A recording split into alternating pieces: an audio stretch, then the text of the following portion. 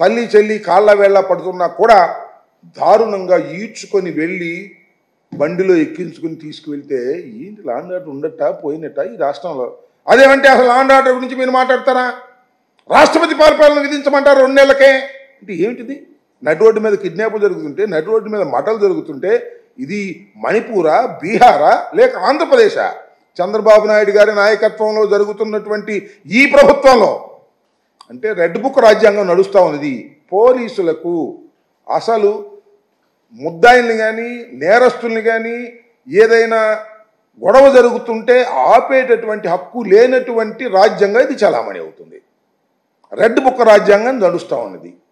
Police వారు ఎవరైతే ఉన్నారో వాళ్ళు తెలుగుదేశం పార్టీ నాయకులు ఏ ఆగడాలు చేసినా వాటిని కాపాడవలసిందే. వాళ్ళ జోలికి వెళ్ళటానికి వీల్లేదు, వాళ్ళేం అనటానికి వీల్లేదు అనేటువంటి సంకేతాలు హోంమంత్రి గారి దగ్గర నుంచి నారా లోకేష్ గారి దగ్గర దాకా అందరూ ఇస్తుంటే పోలీసు వారు మాత్రం ఏం చేస్తారు చెప్పండి? లేకపోతే కొంచెం ట్రాన్స్ఫర్ చేసేస్తాం, ఈ ఎస్పీని కొంచెం ట్రాన్స్ఫర్ చేసేస్తాం, ఈ సీఏని కొంచెం ట్రాన్స్ఫర్ చేసేస్తాం, మా వాళ్ళకి అనుకూలంగా మీరు ప్రవర్తించకపోతే మేము సహించాం అంటారు. ఇది జరిగిన తర్వాత ఎవరన్నా మర్డర్ జరగగానే ఒక 2 3 పాపం ఎస్ఐలను సిఐలను సస్పెండ్ చేస్తారు. మొన్న అదే కదా జరిగింది. నంద్యాలలో మర్డర్ జరిగితే లోయర్ ఆఫీసర్ని సస్పెండ్ చేశారు. ఉన్నతాధికారులు ఏం చేస్తారని అడుగుతా ఉన్నా. చట్టం తన పని తాను చేసుకునేటటువంటి పరిస్థితుల్లో ఇవాళ రాష్ట్రం లేదు. రెడ్ బుక్ రాజ్యాంగం నడుస్తూ ఉన్నది. తక్షణమే దీని మీద హోంమంత్రి గారు, పోలీస్ డిపార్ట్మెంటు తక్షణమే ఒంటేరు నాగరాజు ప్రాణాలను రక్షించవలసినటువంటి బాధ్యత మీ మీద ఉంది.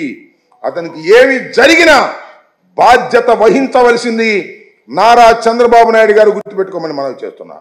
ఒక నిండు ప్రాణం పోతే ఏంటి ఈ రాష్ట్రంలో? ఏం చేస్తుంది ఈ రాష్ట్రం? ఆటవిక రాజ్యం చేస్తుందా? లేక అన్యాయాలు అక్రమాలతో మనుషులు నరికి చంపేటటువంటి పరిస్థితుల్లో ఇవాళ మీ ప్రభుత్వం ఉందా అని అడుగుతా ఉన్నా. దీన్ని తక్షణమే యాక్షన్ తీసుకోవాలి. ఇమీడియట్గా యాక్షన్ తీసుకోకపోతే చాలా దారుణాలు జరిగేటువంటి పరిస్థితి ఉంది. పోలీసు వారికి కూడా నేను మనవి చేస్తున్నా, అయ్యా 2 మాసాలైంది ఈ ప్రభుత్వం వచ్చి, మీరు కూడా మీ విధులను మీరు సక్రమంగా నెరవేర్చకపోయినట్లయితే చరిత్ర క్షమించదు మిమ్మల్ని అని కూడా మనవి చేస్తున్నా.